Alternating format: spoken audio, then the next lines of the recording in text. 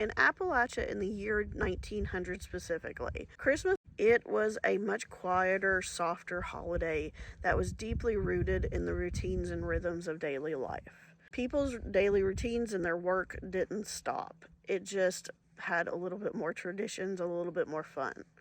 The day started off as any other day in the wintertime. People would wake up and they would go tend to the fire. They would feed animals. They would haul water to the home because people had to do those things every single day to survive. Those tasks never paused on any holiday, including Christmas, but people did get to slow down and enjoy the day.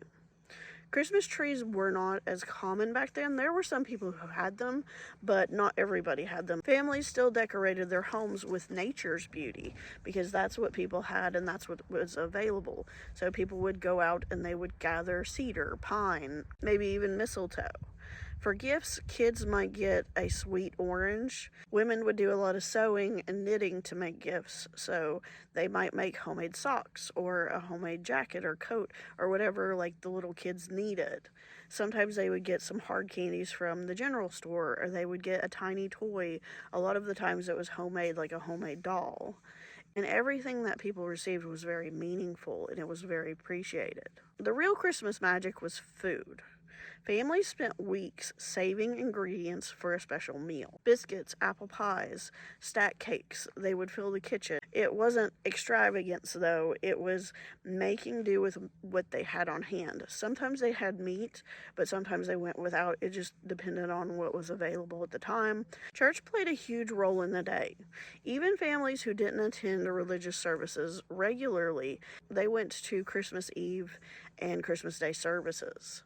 They would sing familiar hymns from memory that had been passed down from generation to generation. In some communities, though, Christmas wasn't the biggest holiday of the season.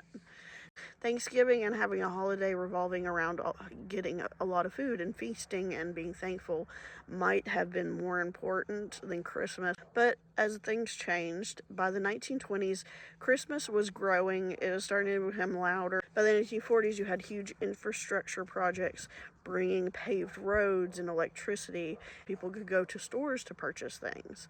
So from the 1920s on, you started to see the evolution of what we have today. Eventually, Christmas would become commercialized. People could advertise in newspapers and on the radio about Christmas. But in the year 1900, it was all about simplicity. It was all about family.